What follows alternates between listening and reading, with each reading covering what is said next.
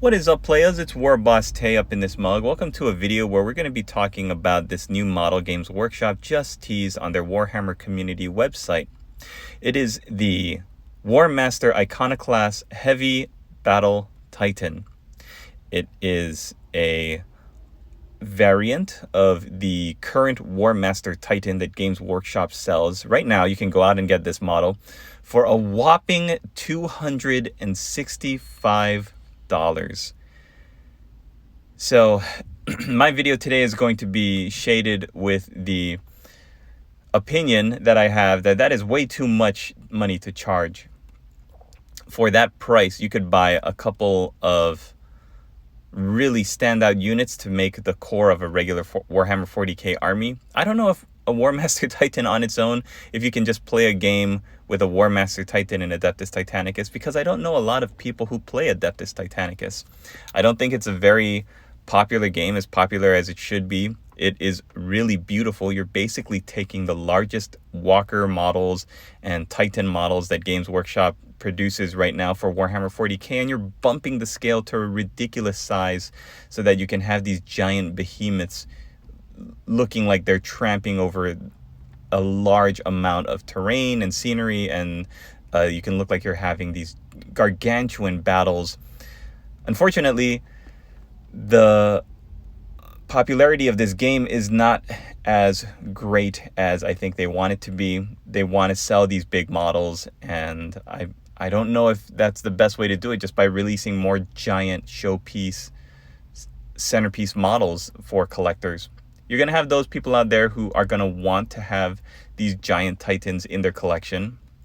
And you're going to have people who are more casually interested in Adeptus Titanicus that might collect a starter army of some Walkers, some Knights, and some Warhound Titans, but would balk at spending this much money for just one figure when they could go and invest that money into their Warhammer 40k or Age of Sigmar armies and get a lot more bang for their buck.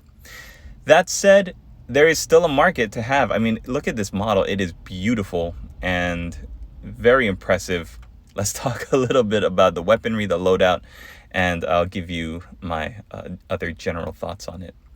So, at 100 tons of ruinous energy, the Iconoclast is all about barreling into the enemy like a 40-meter mechanical bull, delivering devastating close-range attacks with a preposterous loadout of melee. I pronounced it like when I used to roleplay as a kid, and I didn't know how to pronounce the word melee. So I just saw, oh, here's one E at the front and two E's at the back, so I'm going to pronounce it melee. Oh boy, got to get rid of those old habits. Okay. Devastating loadout of melee weaponry. The biggest one is this building-sized Desolator chainsword, which just looks amazing. It's a chainsword the size of a building. Oh boy. And on its left arm, you can either equip it with a Cryos Siege Drill or Cryos Grav Imploder. The former, the Siege Drill, is a simple concept. It's a massive drill designed to crack fortifications, handily mounted on an enormous claw. The Grav Imploder, however, is a device from a lost age, barely understood by the reckless tech priests who now sanction its use. Through means unknown, the Grav Imploder concentrates gravity into a beam that turns the mass of an enemy against itself. This curious weapon can effortlessly implode a Titan into a heap of molten slag or crumple a knight like an empty tin of corpse starch. Oh man, these puns. This Titan is also bristling with small arms. I get it, small arms. Including a Cruciator Gatling array, shoulder-mounted Apocalypse missiles, plasma blast guns, melta cannons, and more. So you're going to be rolling a lot of dice when you bring this bad boy onto the table and throw it up against whatever the enemy has brought to bear. The Warmaster Iconoclast Titan arrives for Adeptus Titanicus soon. Alright, so I think most people who dip their toe into Adeptus Titanicus would definitely pick up the core set, right? And then maybe pick up a couple of Knights, some Warhound Titans, maybe even a Reaver if they're feeling spicy. But how many people are going to want to spend this much money on one centerpiece model like this? It's a tough ask, and I want you to tell me, is that something you're interested in if you play Adeptus Titanicus, or is this something that might interest you in getting more into the game? After seeing everything that Dave F has been posting in the Discord for his painting challenges through February and June, I am really interested in seeing these models on the table, because when you see the models in 40K scale, right, in 28 millimeters size, they're very impressive. Giant machines walking across the battlefield, towering over the other miniatures.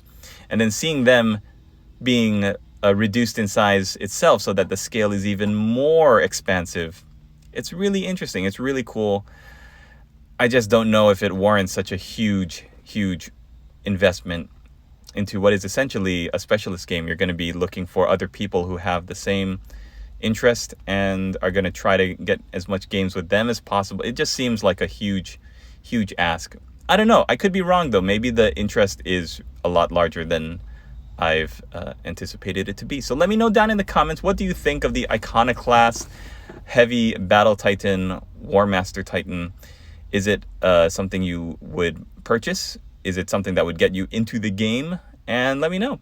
Thanks for watching, everybody. Hope you enjoyed this video. Please check us out on the Discord, where you can post all of your own work, interact with the community we've got there. I've got the link right down below in the description. Finally, thank you to my patrons, Daniel Sprinkle, Scragfist, Pix, Dicey Guy, Play It Painted, Logan Swanson, Seption, David Moffat, and Shaky Painter. We'll see you guys in the next one.